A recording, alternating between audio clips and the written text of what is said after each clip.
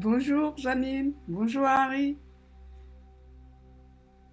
J'attends encore 2 minutes avant de démarrer.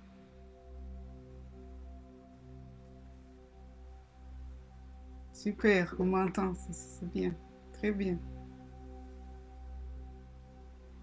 Bonjour Joël.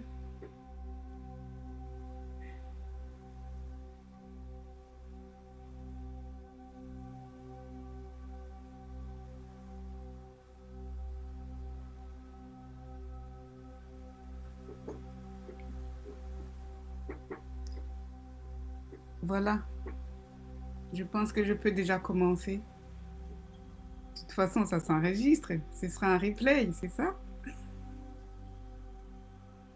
Je rigole.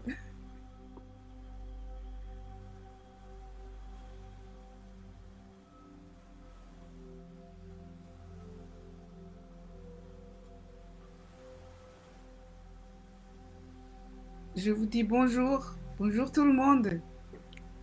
Je suis ravie d'être ici avec vous. Je remercie beaucoup l'équipe 8000 Tambours qui m'a invitée. C'est fait une belle surprise pour moi. Vraiment, je suis en gratitude. Et spécialement, je remercie Lucille, la fée chamane. Je pense que l'invitation vient au départ d'elle. Et je remercie aussi Janine, qui m'a bien coachée et qui est en train de faire démarrer cette séance. Merci beaucoup, Janine.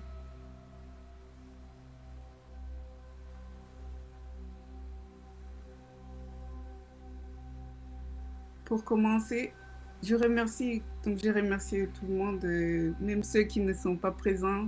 Il y en a beaucoup qui avaient envie, mais qui sont empêchés. Et je remercie aussi même les personnes qui n'avaient pas, qui ne sont pas au courant.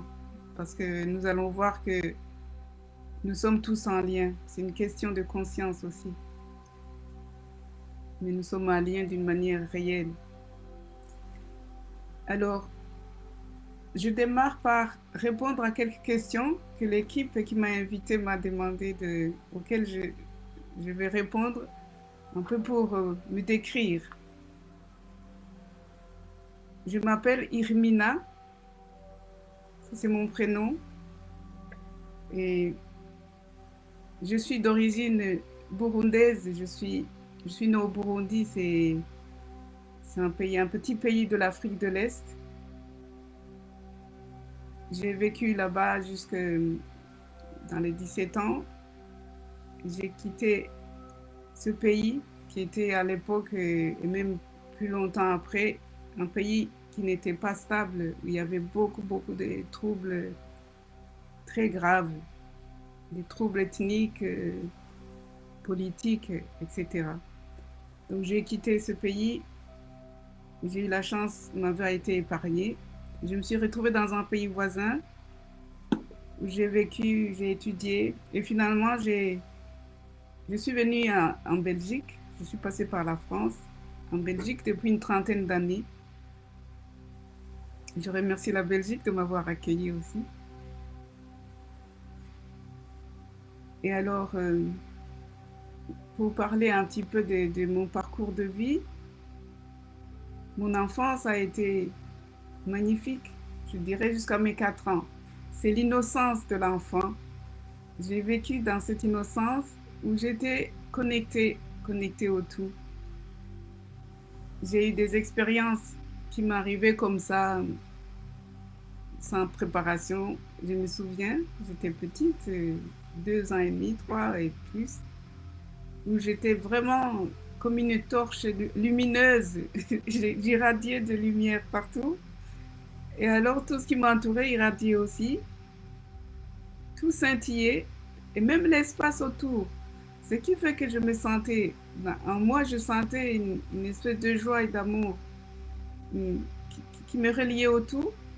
J'avais l'impression que tout ce qui m'entourait, que ce soit les objets, les personnes, les arbres, tout c'était mon prolongement. je regardais et chaque chose me souriait, me montrait on était bien ensemble.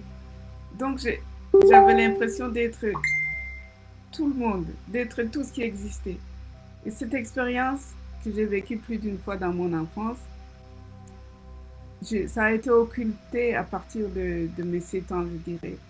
Quand j'ai commencé à avoir conscience de ce qui m'entourait, là j'ai vu la misère, je veux dire la misère, la vie qui était vraiment difficile, tout ce qui m'entourait, les personnes, mes parents, tout le monde était vraiment dans une tristesse, dans une vie avec beaucoup de problèmes.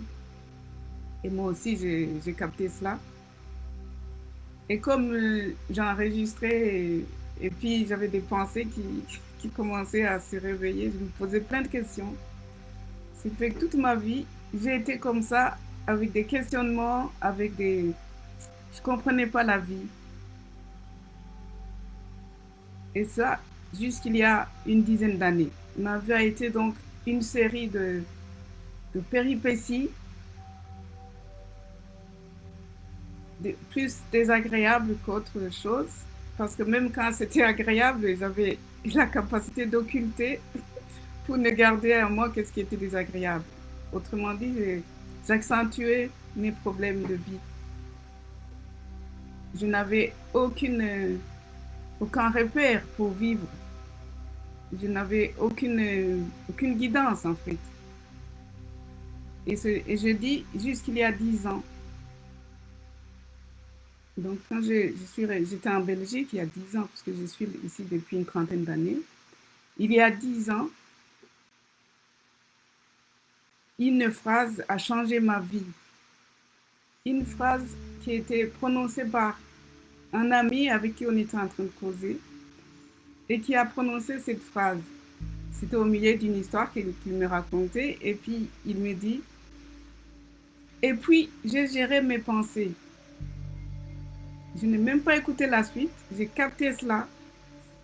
J'étais comme foudroyée de quelque chose quelque chose qui surprend, quelque chose d'impossible. Donc mon mental a dit, mais c'est quoi cette histoire de pouvoir gérer le mental? Pas gérer le mental, de pouvoir gérer les pensées. Le mental aussi, on peut le gérer, bien sûr. Comment on peut faire? Parce que moi, toute ma vie, mes pensées m'ont assailli de tous les côtés. Quand j'avais quelque chose, un événement, une situation qui me tourmentait, mes pensées tournaient en boucle pour essayer de trouver des solutions. Je n'en trouvais pas. Dans tous les sens, ça partait mes pensées. Ça m'empêchait de dormir. C'était tellement fort qu'à la fin, excusez-moi, je vais mettre le silencieux au téléphone parce que sinon, voilà. Donc je disais que les pensées m'ont tellement accablée qu'à un moment donné, quand ça devenait tellement fort que je n'arrivais même pas à dormir, j'étais épuisée. La solution que j'avais trouvée dans ma vie, j'avais une faculté de couper court aux pensées et aux situations qui étaient trop compliquées pour moi. Je coupais court, j'arrêtais de penser à cela. Si ça revenait, j'enfuyais tout ça. Donc j'ai tout enterré en moi. Donc à la fin, jusqu'il y a 10 ans, j'avais une multitude de choses enterrées à moi, auxquelles je ne pouvais pas toucher. En fait, j'étais un petit cimetière ambulant de situations difficiles qui étaient poussées à l'intérieur de moi.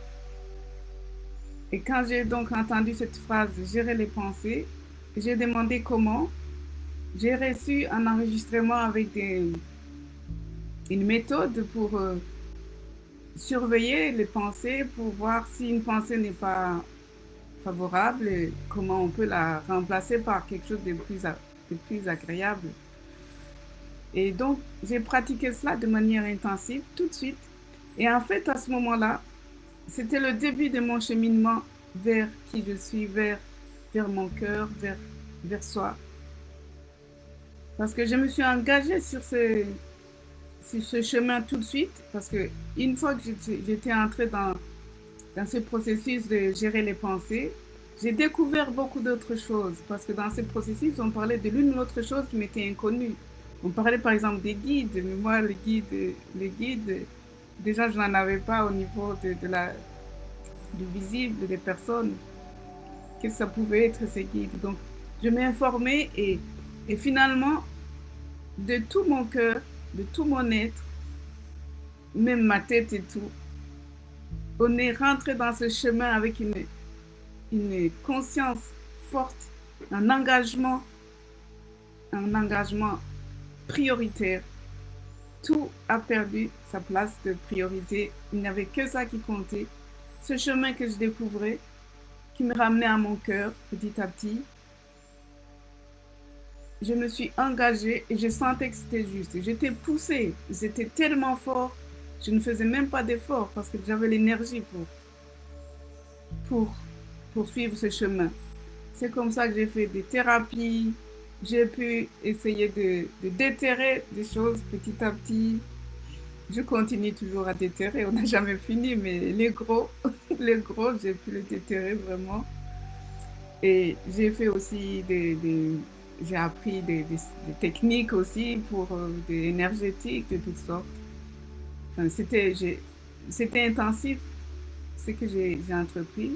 J'ai même diminué mon horaire pour mes activités, mon activité, le travail que j'avais. Et jusque il y a 6 ans, je dirais, il m'a été demandé d'arrêter cette activité. Il m'a été demandé par qui? À l'intérieur de moi, de mon cœur, j'ai senti qu'il fallait que j'arrête. Bien entendu, j'avais la trouille.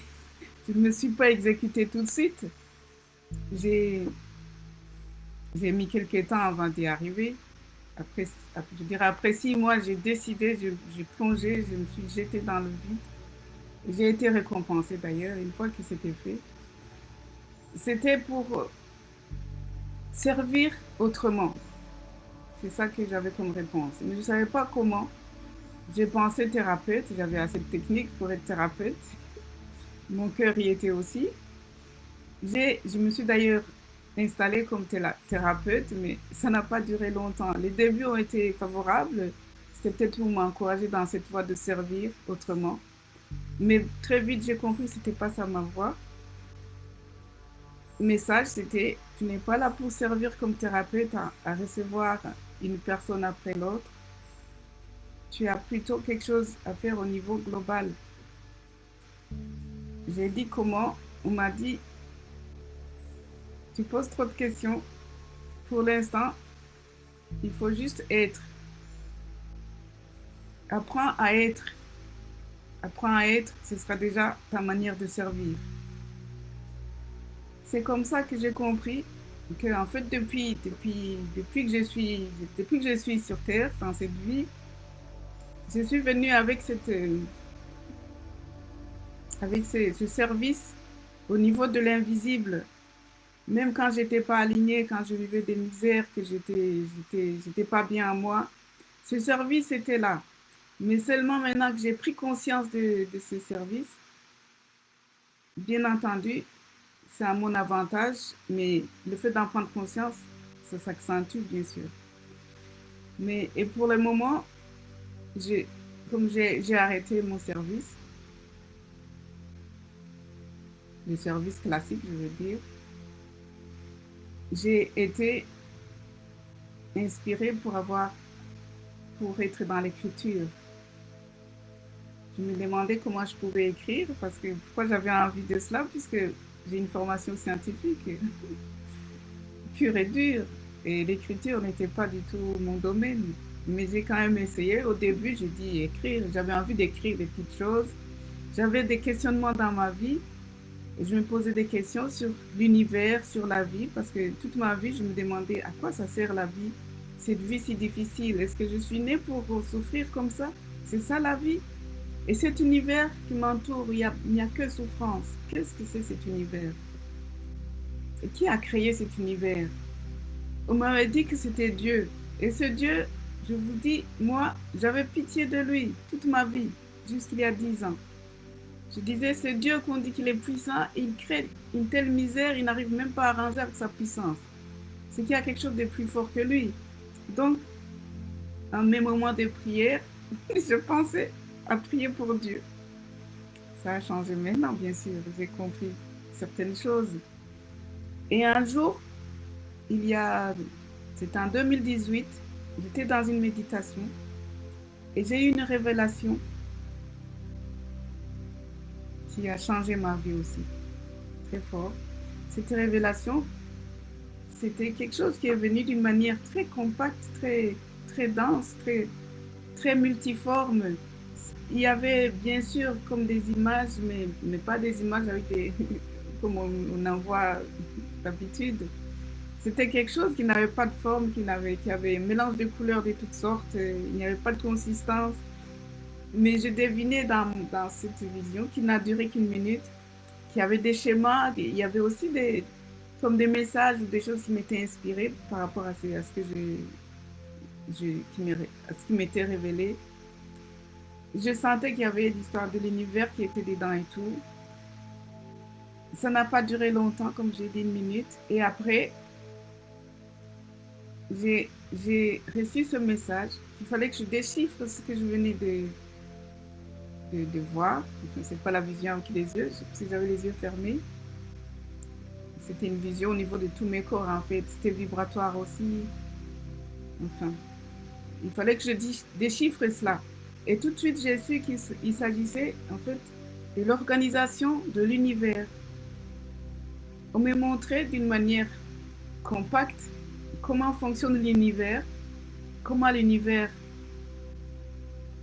qui a créé l'univers, et comment les choses sont manifestées dans l'univers. Tout ça d'une manière globale. On ne m'a pas donné les recettes pour créer quelqu'un, on fait ça, non. On m'a montré une procédure globale du fonctionnement de l'univers. Et on m'a demandé, en tout cas je dis on, dans le message qui accompagnait cette révélation, il y avait cette demande de déchiffrer ça pour moi-même et pour tout le monde. Et donc je me suis mise tout de suite et après, j'ai commencé à griffonner quelques mots pour ne pas oublier, mais je n'ai jamais oublié parce que c'est quelque chose qui est inoubliable. J'ai griffonné quelques mots comme structure, squelette de ce que j'allais faire. Et à partir de ce moment-là, j'ai commencé ce déchiffrement de cette révélation. Mon livre est donc le résultat d'une révélation, enfin la première partie, parce que mon livre a deux parties. Je vous montre mon livre sur lequel je vais échanger, je vais vous partager. Voilà. Son titre, c'est Yego Moya, notre univers et son créateur suprême révélé. Le mot Yego Moya, en fait, c'est la traduction de ce qui suit. Ça veut dire l'univers et son créateur. Alors, ce déchiffrement a duré plus ou moins 6 mois. Quelques temps après, il y a un événement très très fort qui m'est arrivé. Je vais en parler après. Et cet événement est lié à ce livre et à ce que je décrivais dans ce livre. C'est un événement de ma vie. Il est lié à la vie aussi. Ce qui fait que la deuxième partie concerne la vie dans notre monde dans lequel nous vivons, dans notre cosmos ici.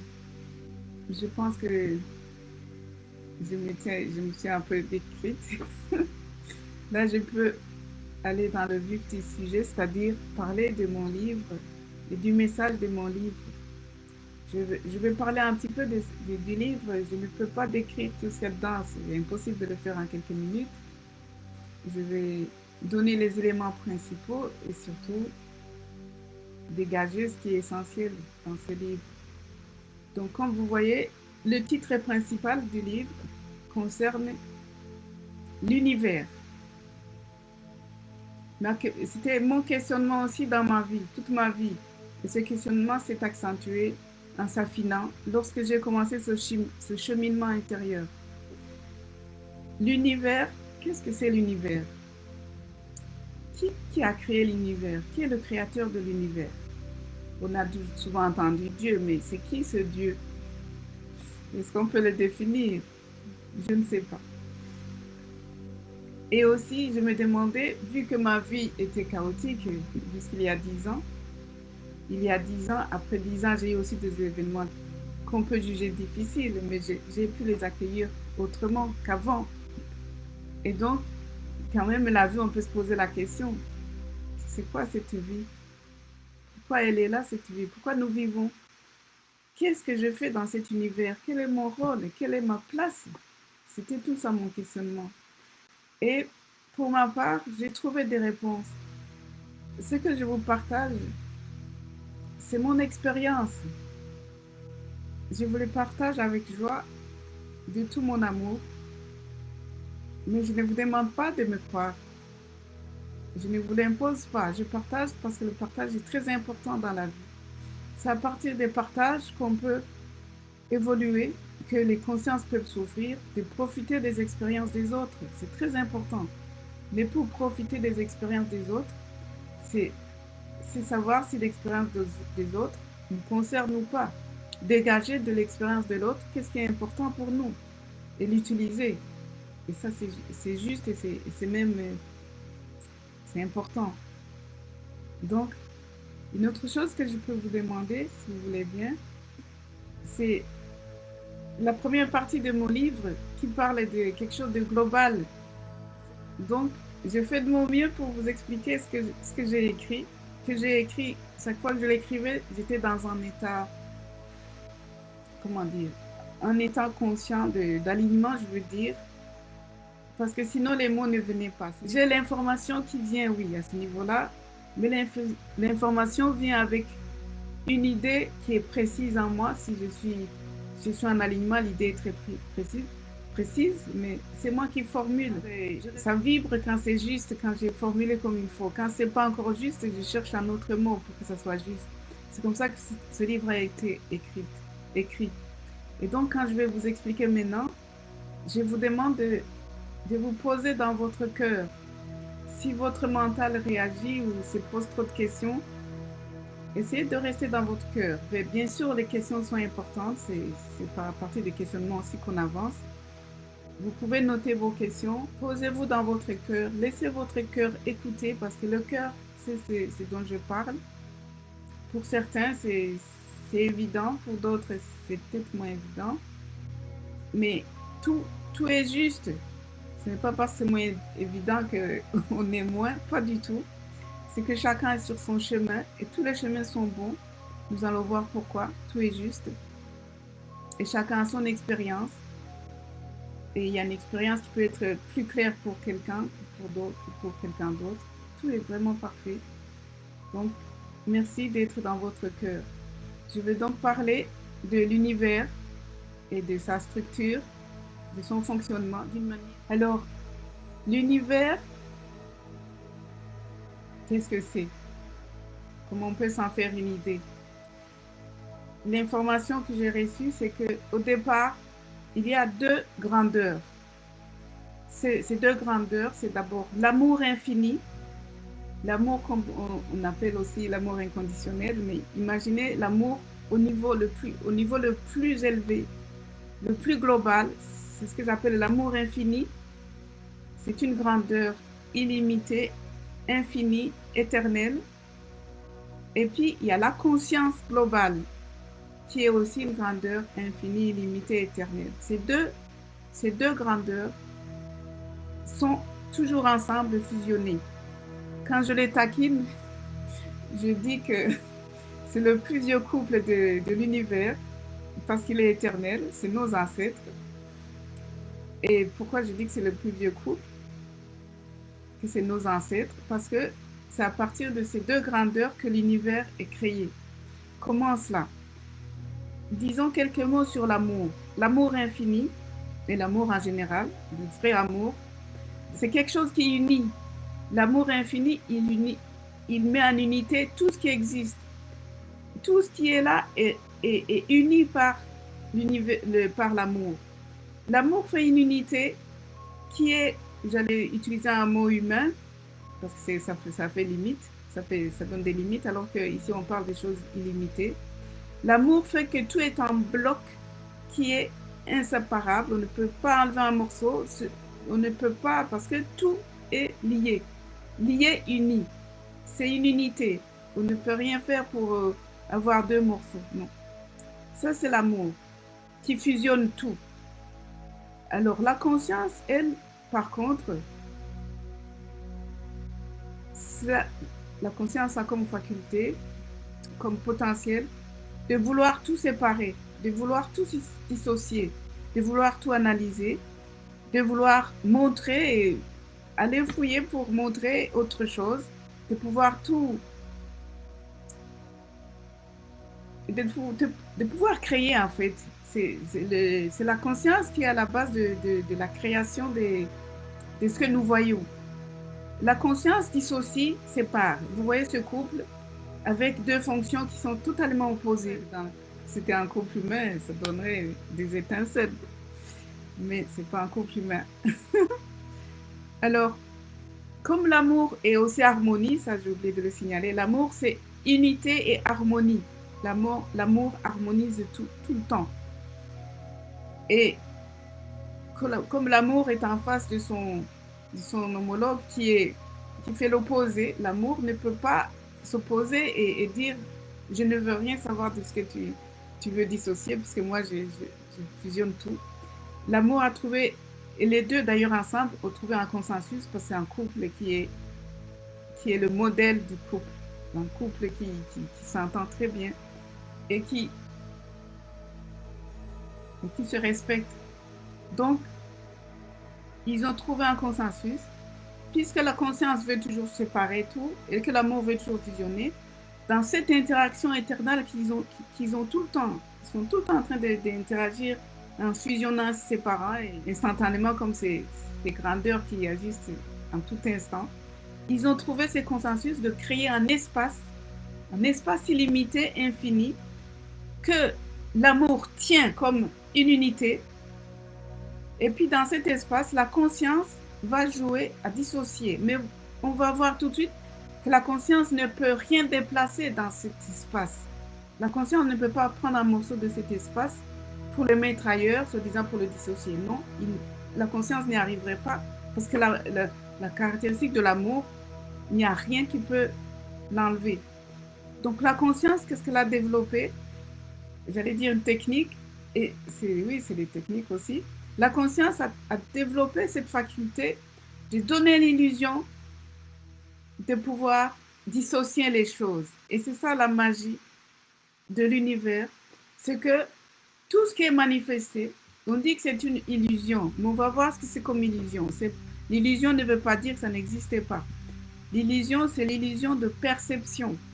C'est ça l'illusion que la conscience fait pour que tout apparaisse de manière différente, d'une infinité de façons. Il y a beaucoup de sortes. Il y a même dans cette création, dans ce fonctionnement de l'univers, il y a l'espace que j'ai dit qui est créé, qui est immense, qui est l'espace où l'univers et son créateur jouent à créer beaucoup de choses. Je dis joue, c'est un jeu, c'est en même temps, c'est nécessaire pour l'univers. Revenons donc pour synthétiser ce que c'est l'univers, d'où ça vient. L'univers vient de la conscience et de l'amour qui interagissent pour créer cet espace que j'ai appelé champ des points. C'est important. Dans le livre, vous verrez ce que ça veut dire. Notre espace, cet espace, il n'est pas loin parce que nous sommes dans l'univers. C'est l'espace qui nous entoure. Cet espace, il est partout. Même nous sommes cet espace. Chaque chose est cet espace. Alors pourquoi nous disons que nous sommes espace alors que nous sentons, quand nous touchons les choses, il y en a qui sont dures, on ne peut même pas les bouger. Et alors que l'espace, quand on touche dans l'espace, c'est fluide et tout. Et pourtant, partout, il y a la force de l'univers, la force de l'amour qui est là. Nous sommes cet espace. Ce qui se passe, c'est que la conscience a cette faculté, en jouant sur des potentiels, sur des filtres, sur des illusions, ça donne des illusions de perception, parce qu'en mettant en évidence certains potentiels pour créer les choses, ça donne des aspects différents. Ça donne même des limites aux choses. Comme nous, par exemple, on se sent limité. Alors, c'est pour ça que dans le monde, les choses paraissent séparées. Parce qu'avec cette illusion de la conscience, ça donne l'illusion de séparation. Et pourtant, tout est uni. Et ça me rappelle, tout de suite, ça me ramène à mon expérience de mon enfance, que j'ai vécue certaines fois dans mon enfance, mais que j'ai revécu depuis 10 ans, j'ai pu revivre l'une ou l'autre fois cette expérience de unité avec le tout, où cet espace est perçu comme étant le lien que nous sommes cet espace. Au-delà de mon corps, je me prolonge jusqu'à l'infini en fait. Et l'illusion de la conscience, quand on limite les choses à leur forme, l'illusion c'est que notre côté qui est défini, limité, est en avant-plan, donc c'est ça que nous percevons. Et tout le reste que nous sommes, parce que nous sommes tout l'espace et tout ce qui est dans cet espace, puisque tout ce qui est dans l'espace, c'est comme nous, c'est en arrière-plan. Nous le percevons et les potentiels qui correspondent à tout cet espace sont aussi occultés. C'est pour ça qu'on se croit petit, minus, on n'arrive à rien et tout, parce que surtout quand nous faisons appel à nos potentiels humains, on est plutôt limité. Et ce livre nous invite en fait à ouvrir notre conscience et notre confiance aussi d'ailleurs, pour appréhender ce côté qui est mis en arrière-plan, qui existe, que nous sommes, mais qui n'est pas mis en action directement. Ce côté qui est en arrière-plan, avec notre conscience, nous pouvons nous connecter à elle. La connexion est déjà réelle, nous sommes connectés à elle, mais il y a cette façon d'occulter, et c'est notre choix. C'est notre choix d'être venu vivre une expérience de limitation. Alors, qu'est-ce que nous sommes par rapport à cet univers et au créateur de l'univers? C'est vrai que je n'ai pas dit qui est le créateur de l'univers. Si je reprends que l'univers vient de la conscience et de l'amour qui sont en interaction tout le temps et que ça crée un espace illimité et que la conscience est tout le temps en train de, avec l'amour, parce que sans l'amour, ce que fait la conscience ne tiendrait pas une seconde. C'est l'amour qui fusionne et qui unit tout. Et le trio qui est fait de conscience, d'amour et de cet espace-là que j'appelle champ des points, c'est ce trio qu'on appelle l'univers manifesté. Et cet univers manifesté, on dit qu'il est unitaire parce que ça fait un seul élément qui est indivisible. Et on dit qu'il est trinitaire parce qu'il est formé de trois unités, trois grandeurs qui sont puissantes et qui ont chacun son rôle. Et tous les trois jouent ensemble pour former cet univers et pour la création. La conscience ne peut rien créer s'il n'y a pas l'amour et s'il n'y a pas le champ des points. On parle de la Trinité suprême. Vous avez sûrement entendu parler de Trinité dans d'autres domaines, par exemple dans les religions. Ça, c'est un principe qui est juste pour ma part. Et donc, j'étais en train de vous demander, de vous dire qui est le créateur de l'univers. En fait, comme vous voyez, ces trois entités, ces trois grandeurs sont tout le temps en interaction pour créer. Donc, le créateur de l'univers, c'est l'univers lui-même. Il est son propre créateur. D'où mon livre, je dis, notre univers est son créateur suprême révélé. Notre univers et son créateur suprême, c'est la même chose. J'ai donné le mot Yegomoya. Je ne voulais pas dire Dieu, notre univers, non, ni un autre mot. J'ai choisi un mot neutre parce que ce livre parle du domaine de l'univers, de notre spiritualité, de notre humanité, de tout ce que nous sommes, d'une manière globale. Il n'y a pas de religion qui intervient ici.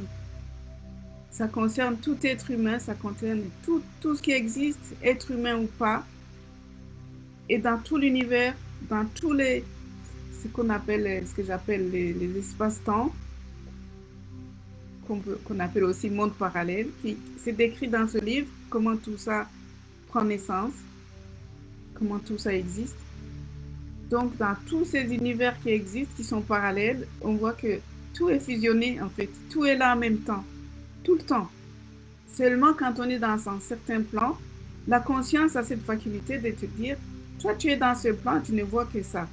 Mais les autres qui sont dans des plans qui sont là aussi en même temps, si on n'a pas le potentiel pour le voir, en tant que manifesté, on ne le voit pas.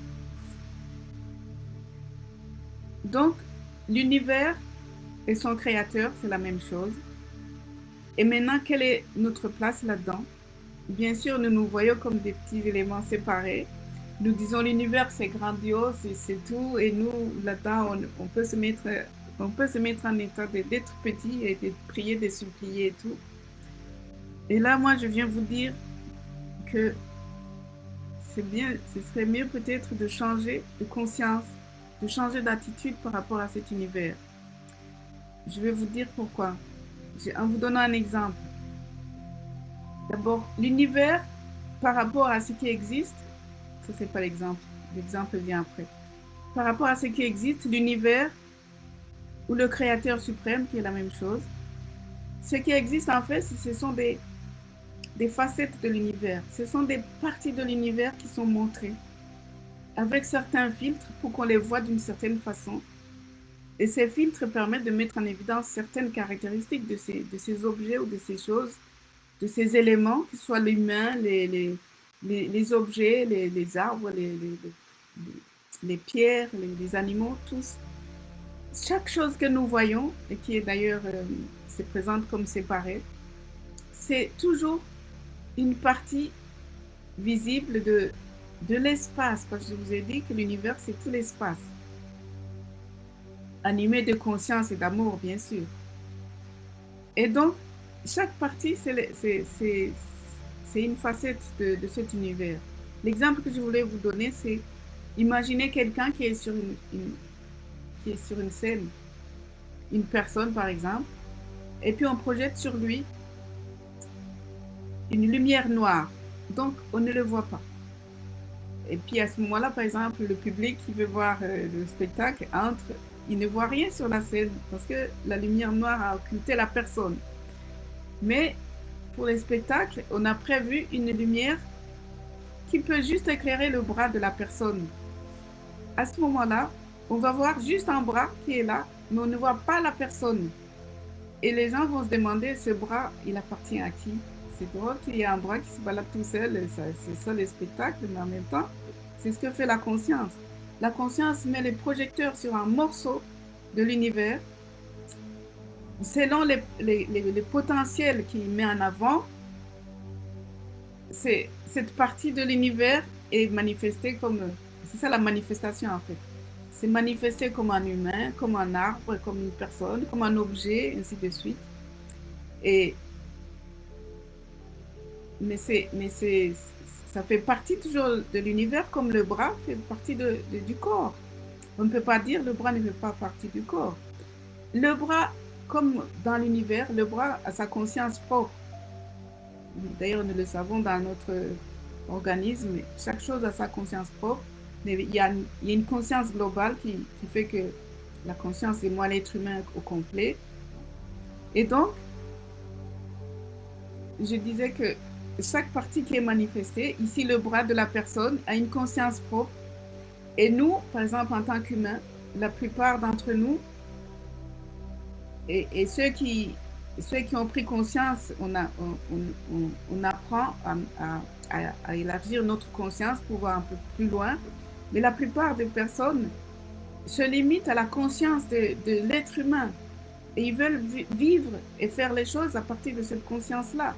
Bien sûr que c'est limité, et comme c'est limité et incomplet, vu que la manifestation, on a occulté beaucoup de potentiel, c'est ça qui fait qu'on vit beaucoup de choses difficiles.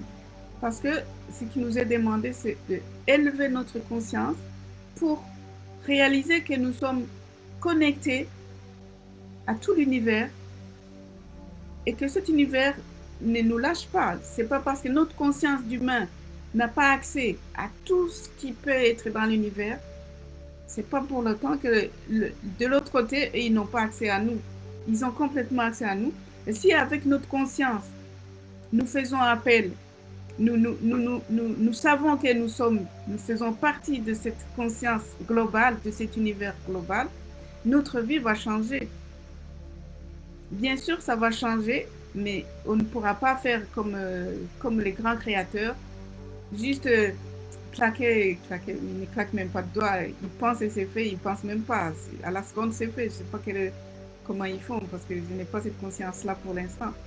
L'instantanéité, on ne l'a pas nécessairement, parce que nous sommes en expérience pour vivre avec l'imitation et découvrir les potentiels qui nous sont occultés petit à petit et évoluer.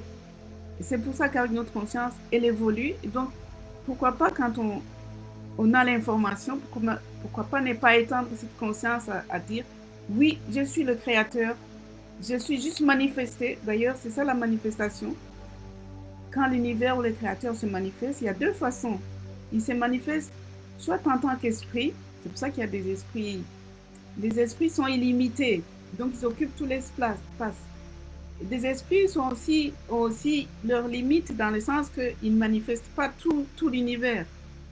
Et ces esprits-là, donc, ne sont pas limités dans l'espace.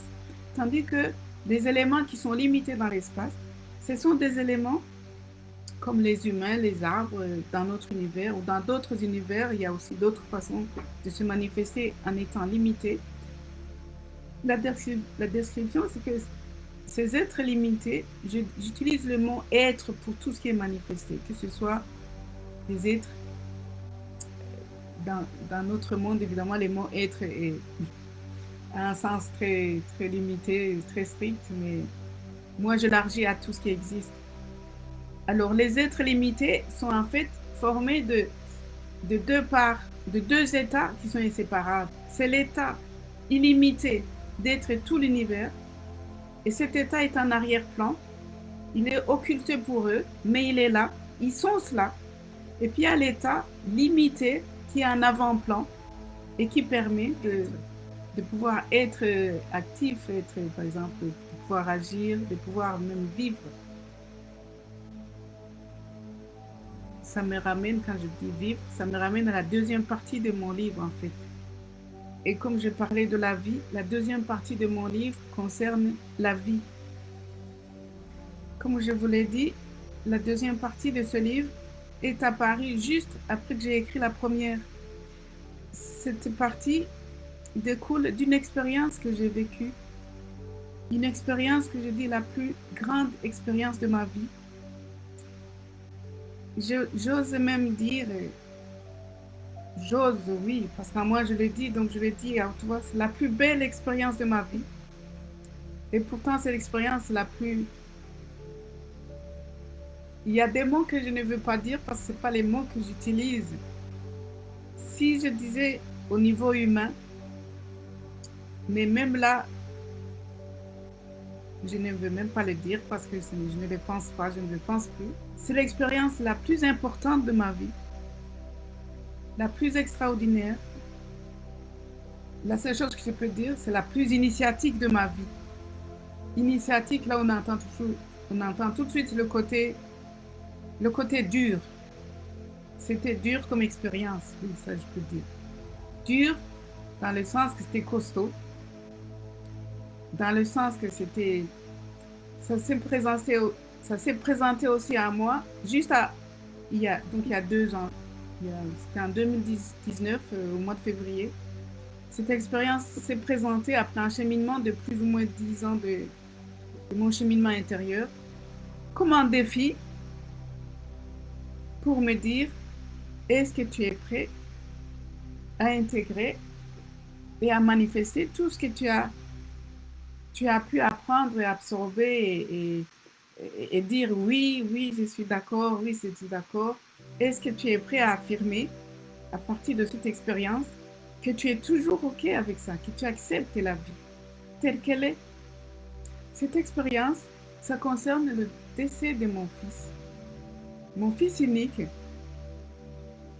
qui est décédé d'une manière tellement choquante, tellement rapide. J'ai une pensée pour mes petits-enfants. J'ai 2 petits-enfants et leur maman, des merveilleuses personnes que j'aime beaucoup. J'ai de l'émotion qui vient. Cette émotion que je vous dis, ce n'est pas du regret par rapport au décès de mon fils. Cette émotion, elle vient, je ne sais pas pourquoi, je la laisse venir.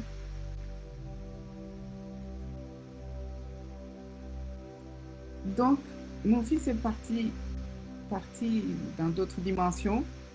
Je peux dire parti puisque on ne voit pas son corps. Son corps est resté, est parti aussi. Il est parti, mais il n'est pas parti. Avec tout ce que je venais d'intégrer par rapport à l'écriture de la première partie, le fait que la vie ne s'arrête jamais, puisque ça c'est le sujet qui est concerné maintenant. Ce livre nous parle de la vie unique, l'unique vie, vie en grande majuscule. Cette vie qui prend sa source dans tout l'univers, tout ce qui compose l'univers, tout ce qui est manifesté, est animé de cette vie. Mais ce sont les personnes, pas les personnes, ce sont les êtres qui sont manifestés de manière limitée, qui vivent la vie, qui vivent leur vie, petit VIE, qui vivent leur vie à eux. Quand je dis petite, c'est pas péjoratif pour dire que c'est une petite vie, c'est pour distinguer la vie unique, la grande vie qui s'écoule dans qui est dans tout dans l'univers, un peu comme l'amour est partout, comme la conscience est partout, la conscience globale. Et puis chacun a une conscience qui est spécifique. Pour la vie, c'est pareil. La vie, grande V, est quelque chose d'unique, qui est éternel, qui est toujours là, qui n'attend qu'il y ait quelqu'un de manifesté de manière limitée pour pouvoir se manifester, écouler. Et la vie prodigue des expériences à l'être qui est manifesté de manière limitée pour vivre sa vie. La vie, en fait, elle est là pour que nous puissions évoluer, vivre des expériences qui nous montrent au fur et à mesure nos potentiels, puisque nous sommes là pour expérimenter le potentiel de l'univers à partir de qui nous sommes. Et c'est pour ça qu'il y a évolution. C'est pour ça qu'après, on peut faire des choses qu'on ne savait pas faire avant. Et puis la vie personnelle, la vie que j'ai appelée petit VIE, elle est limitée aussi, puisque quand on fait l'expérience d'être manifesté comme limité, c'est très éphémère. Ça peut durer le temps que ça dure, ça peut même durer une seconde pour certaines choses. Ça peut durer très longtemps au niveau du temps humain pour d'autres. Mais le temps humain, c'est nous, c'est notre temps humain. Au niveau de l'univers, ça n'existe pas le temps. Donc les êtres éphémères, manifestés, limités, sont animés de la vie. La vie circule en eux et déploie tout pour que ces êtres vivent des expériences. Et l'expérience de la vie, c'est quelque chose qui est bénéfique, toujours, malgré ce que on croit. Ce que je croyais dans ma vie jusqu'il y a 10 ans, les expériences que j'ai vécues, je les trouvais tellement moches, tellement dures, que je ne pouvais pas, cette phrase-là que je viens de dire, que tout ce qu'on vit est très bon pour nous, c'est pour notre intérêt, notre avantage. Je ne pouvais pas le dire avant. Maintenant, je le dis en conscience. Je sais qu'il y en a qui vont tiquer là-dessus. Tout ce que nous vivons est juste pour nous, et bien pour nous. Vous allez me dire, même ce qu'on est en train de vivre sur la planète, je dis oui. Il faut le regarder sous un angle juste. Il n'y a rien qui arrive pour rien. Et par rapport à mon expérience, je me l'attribue puisque par rapport au livre, je n'ai parlé que de moi et de mon expérience. Je n'ai pas voulu parler de l'expérience de ma famille, des proches, de mon fils. Donc, l'expérience que j'ai eue, c'était de vivre cette expérience autrement. Parce qu'il m'était demandé, en moi, à l'intérieur de moi, d'accepter ce décès, D'ailleurs, je l'ai accepté avant même de savoir que mon fils allait décéder. Je me suis posée à l'intérieur de moi, quand je dis que j'ai accepté ce décès, mes corps ont réagi bien sûr à cet événement, à cet accident, comme un être humain. Tout mon corps qui tremblait, je pleurais, je me suis même évanouie quand j'ai appris le décès. Tout ça, je l'ai vécu, je l'ai laissé vivre. Et c'est qu'à l'intérieur de moi, j'avais un espace tellement calme, tellement paisible. Et c'est à partir de cet espace que j'ai dit que j'acceptais le départ de mon fils. Parce que si je m'opposais à lui, je m'opposais à son expérience de vie, qui était, son âme avait choisi de partir à ce moment, et je ne pouvais pas m'y opposer. Ça n'aurait pas été de l'amour pour lui. Or, j'aime beaucoup mon fils, plus que beaucoup d'ailleurs, pour pouvoir lui faire du mal. Et m'opposer à son départ, ça aurait été lui faire du mal. Et me faire du mal aussi, pour longtemps, si pas pour toujours, parce qu'il y en a qui restent dans des détresses d'avoir perdu un proche et qui souffrent beaucoup. Moi, j'ai accueilli tout ce qui s'est manifesté comme émotion, comme pleurs, j'ai fait mon deuil aussi, j'ai accompagné ce deuil en conscience, intensivement. J'ai été accompagnée bien sûr par les amis, la famille, l'un ou l'autre thérapeute à qui j'ai fait appel. Et c'est comme ça que j'ai vécu autrement ce décès. Et je vous assure, je me redresse pour vous le dire, je vous assure que je n'ai jamais pleuré de regret. Je l'affirme. Parce qu'à l'intérieur de moi, quelque chose disait, mon fils, ok, son corps n'est plus là, mais mon fils est toujours là. Quand j'ai envie, j'ai contact avec lui au niveau de ma conscience. Quand il a envie de me contacter, et même il me donne des messages, mon fils m'a encouragé par rapport à mon livre. Parce que de son temps, de son vivant, il ne voulait rien savoir du monde spirituel. Mais à l'instant où il est parti, c'était la première chose qu'il a fait, c'était venir me parler et me parler de mon livre et de mon chemin et de me dire, je suis avec toi pour que le message de ce livre soit propagé. Et donc, la vie, c'est quelque chose de merveilleux. Je reviens toujours à la vie puisque cette partie concerne la vie. Elle nous explique que la mort, cette partie nous explique ce que nous savons déjà la plupart, que la mort, ce n'est qu'un passage. Mais la vie continue. Comme je vous ai dit, la vie est dans tout ce qui est manifesté. Et quand on est manifesté comme créature limitée, avec son côté limité, qui dépend de l'espace, où on est lié à l'espace. C'est pour ça qu'on dit que le créateur se fait point. C'est comme ça que je l'ai dit, puisque c'est le champ de points. En fait, on est limité à un champ de points qui nous accompagne tout le temps, mais c'est expliqué mieux dans le livre. Je ne veux pas trop détailler là-dessus. D'ailleurs, vous avez peut-être certains entendu parler de Dieu se fait chair, parce qu'on parle de l'humain créé. Nous sommes créés et nos points sont transformés en chair. Pour les animaux aussi. Pour les plantes, c'est transformé en arbre, je ne sais pas. Et pour tout ce qui existe, même si on ne le voit pas, il y a des choses qui sont manifestées qui ne sont pas perceptibles par nos sens, humains par exemple, mais qui existent et qui sont limitées aussi.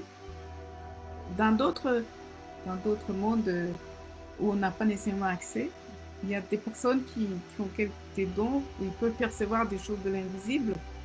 Là, ils peuvent témoigner qu'il y a des choses qui existent en dehors de ce que nous on voit. Parce qu'il y a une infinité d'espaces parallèles. Donc, si je reviens à la vie coule dans tout. mais coule de manière spéciale chez les personnes, chez les êtres qui sont manifestés. Parce qu'elle coule et elle donne des expériences de vie pour le changement, pour l'évolution. Et ce qui nous est demandé, c'est de accueillir la vie, parce que la vie n'est qu'amour. C'est nous qui transformons la vie. Une chose que j'ai oublié de dire aussi, c'est que tout est créateur. Les facultés de l'univers sont transmises en chaque chose, même la plus infime des choses.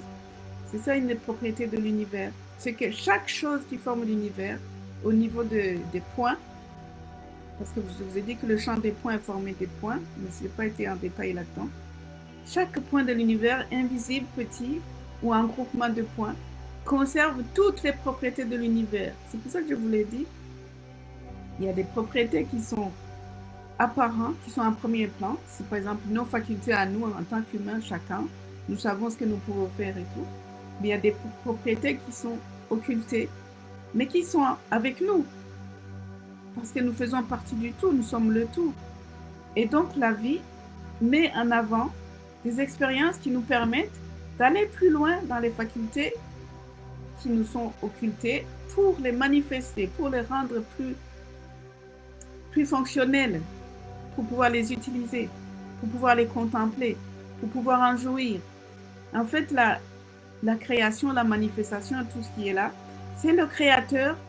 Le créateur apprend à réaliser qu'est-ce que c'est son potentiel infini, en les découpant en petits morceaux et en faisant des changements pour voir comment ça se transforme, qu'est-ce qu'il peut faire de toutes les façons possibles. Parce que le créateur, en tant que global, en tant que conscience globale, amour global et espace global, il ne sait rien voir. C'est beaucoup trop. Il doit passer par des limitations pour pouvoir voir chaque potentiel, limiter un endroit précis pour pouvoir l'analyser.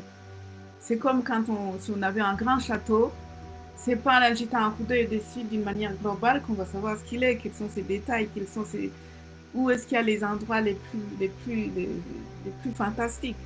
C'est en allant au détail, aller observer chaque chose au détail. C'est ce que fait l'univers avec la création et la manifestation.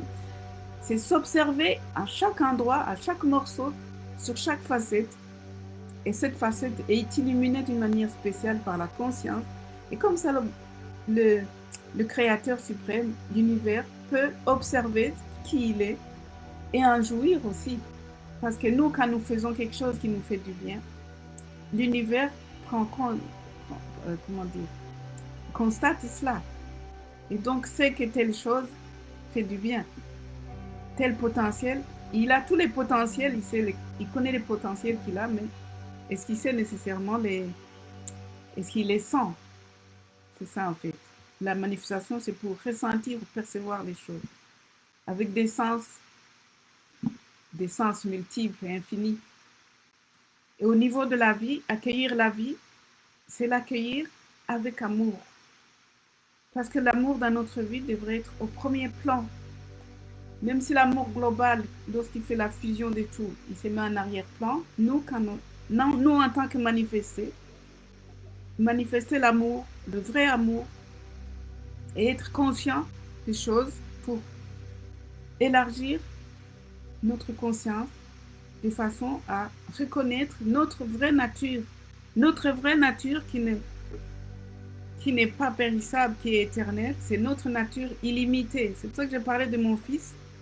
Oui, mon fils a perdu sa part limitée qu'il va acquérir dans d'autres mondes, dans ce monde-ci d'une autre façon. Mais sa part limitée de cette vie il a laissé. Mais sa part illimitée est là, et moi, quand j'ai accès à lui, c'est à cette part illimitée. Il est éternel, mon fils. Et c'est une question de conscience.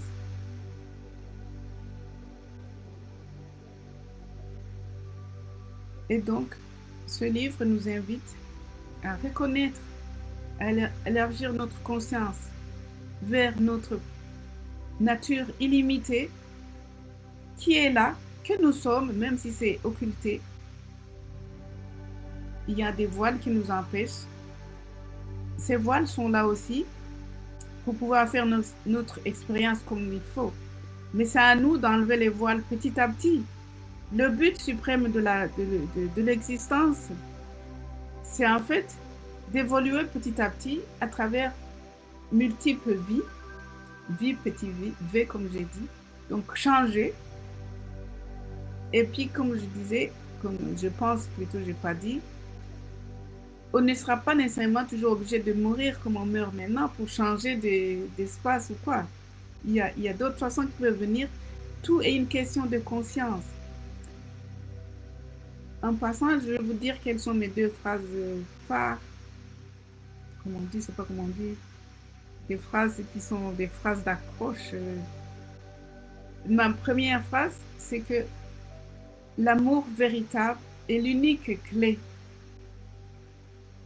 Tout est basé sur l'amour. Sans amour, il n'y a rien qui va. Il n'y a rien qui fonctionne. La deuxième concerne la conscience. Une fois qu'on a la clé de l'amour, la conscience est là pour donner accès, pour accéder aux choses. Donc la conscience est l'accès. Mais d'abord l'amour. C'est pour ça que dans notre vie, l'amour doit être mis au premier plan. C'est l'amour qui peut nous permettre d'accueillir les expériences de la vie d'une manière différente. Parce que la deuxième partie de mon livre s'appelle « Vivre la vie autrement ».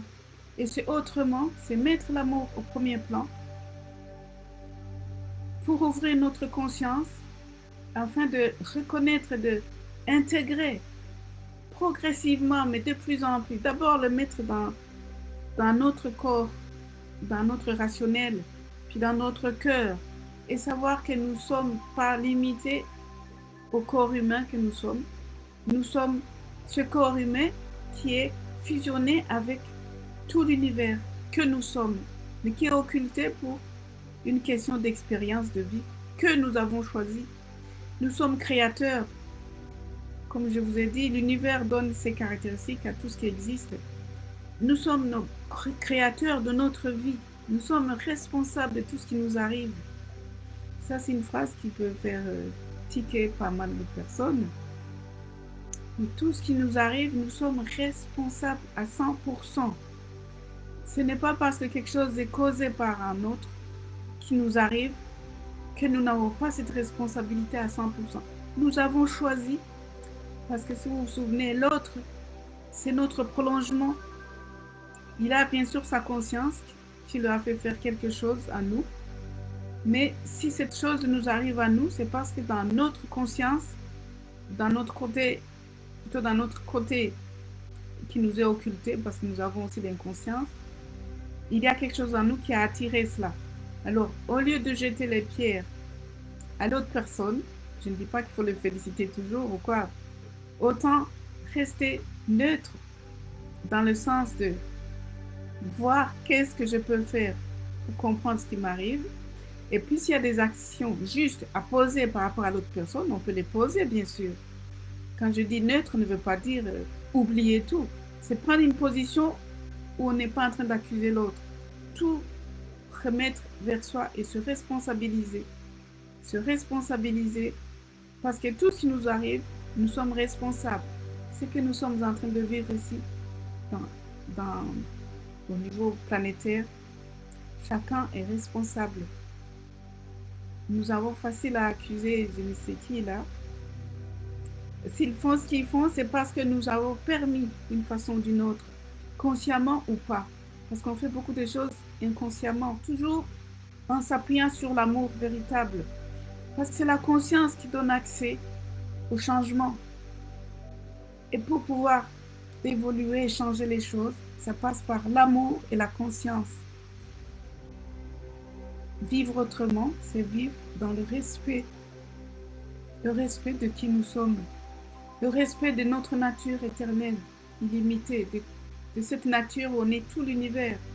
Quand je dis qu'on est tout l'univers, ce qui est juste, ça veut dire qu'on est tout ce qui existe. Donc respecter tout, même un bout de bois qui traîne là, le respecter, l'utiliser avec respect. Pas écraser une mouche juste parce qu'on a envie d'écraser. Pas mettre cette envie de non-amour d'écraser pour écraser. On peut chasser les mouches, trouver des solutions.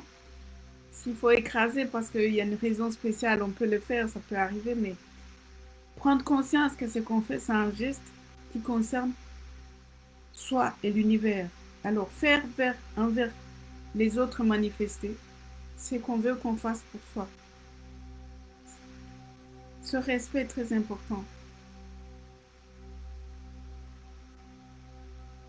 Cela va nous permettre d'accéder à notre souveraineté. Parce que si on reconnaît qu'on est tout l'univers, nous sommes capables de tout faire à condition de nous appuyer sur notre côté occulté, mais qui est là à notre service. L'univers est à notre service. La question que j'ai posée au début, qu'est-ce que je suis par rapport à l'univers? Qu'est-ce que je fais dans ce monde? Et cette question, je vous la pose aussi. Voici ma réponse. L'univers, c'est moi.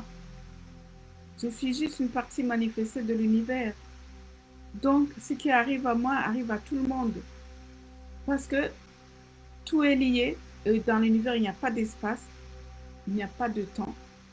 Tout est connu instantanément. D'ailleurs, les scientifiques l'ont démontré. Ils ont fait des expériences où ils mettaient, je ne sais où, des électrons, je ne sais pas, à des endroits très, très éloignés au niveau kilomètre humain. Et ils faisaient quelque chose à un électron et l'autre, il réagissait à la même seconde. Et ça, au niveau de l'univers, c'est illimité. Nous savons tout, nous sommes concernés, nous sommes informés de tout ce qui existe à chaque instant. Bien sûr, notre conscience ne peut pas enregistrer ça. Nous avons une conscience limitée. Mais tout existe, tout est connu, tout est enregistré en nous. C'est pour ça que faire attention à notre vie, pour s'aimer l'amour en nous et autour de nous, ça va changer notre vie. Vivons conscients de qui nous sommes, dans l'amour, ça va nous procurer la joie de vivre. Et la deuxième partie de mon livre, donc, vous invite à aimer la vie, à vivre les expériences de la vie autrement, à nous interroger. Souffrir longtemps pour une expérience de vie ne conduit pas à du bien, ça nous fait du mal, on se détruit au contraire. Vivons autrement, dans l'amour et la conscience de qui nous sommes. Je vous remercie.